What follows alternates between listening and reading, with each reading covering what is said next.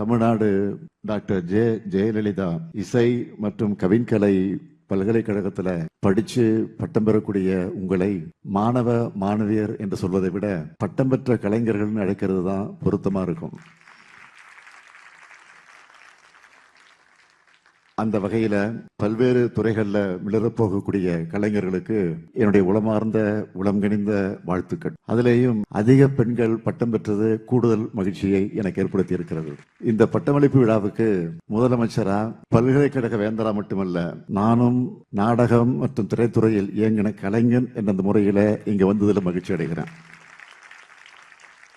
அதிலேயும் நம்முடைய மதிப்பிற்குரிய அண்ணன் சிவகுமார் அவர்களுக்கும் மதிப்பிற்குரிய ஓவிய சந்துரு அவர்களுக்கும் மதிப்புறு முனைவர் பட்டம் வழங்குறதுல நான் பெருமை அடைகிறேன். அதிலேயும் பல்துறை வித்தகரான அண்ணன் சிவகுமார் அவர்களுக்கு இந்த டாக்டர் பட்டம் மிக மிக பொருத்தமான ஒன்று. அண்ணன் சிவகுமார் அவர்கள் புகழ்பெற்ற நடிகர் மட்டுமல்ல, நல்ல ஓவியர், சிறந்த சொற்பொழிவாளர், முத்தமிழறிஞர் தலைவர் கலைஞர் அவர்களுக்கு நெருக்கமானவர். தலைவரே அவருடைய வீட்டுக்கு போய் 1.5 மணி நேரம் அவருடைய ஓவியங்களை பார்த்து ரசித்திருக்கிறார். அதே போல எல்லா சிஎம் கூடவும், அதாவது முதலமைச்சர் கூடவும் பழகினவர் நம்முடைய சிவகுமார் அவர்கள். எம்ஜிஆருக்கு நெருக்கமானவர். இந்த பல்கலைக்கழகத்தினுடைய பெயர் பெற்றிருக்கக்கூடிய அம்மையார் ஜெயலலிதா அவர்களுடைய பழகி அவருடைய நட்பை பாராட்டியவர். இப்போ எனக்கும் ஒரு அண்ணனாக இருக்கிறார் நம்முடைய சிவகுமார் அவர்கள். நம்ம அரசு பொறுப்பேற்றதும் கொரோனா தடுப்பு நடவடிக்கைகளுக்காக தம்பி சூர்யா கார்த்திகோடு வந்து 1 கோடி ரூபாய் கொடுத்தவர் நம்முடைய சிவகுமார் அவர்கள். தான் கற்ற நல்ல பண்புகளை, ஒழுக்கத்தை, யோகா பயிற்சி போன்ற உடல்நலத்துக்கு தேவையானவற்றோடு அவசியத்தை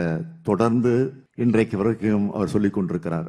இங்க முனைவர் பட்டம் பெற்ற போது சொன்னார், தலைவர் கலைஞரிடம் பெறுவது போல மகிழ்ச்சி அடைகிறேன் என்று சொன்னார்.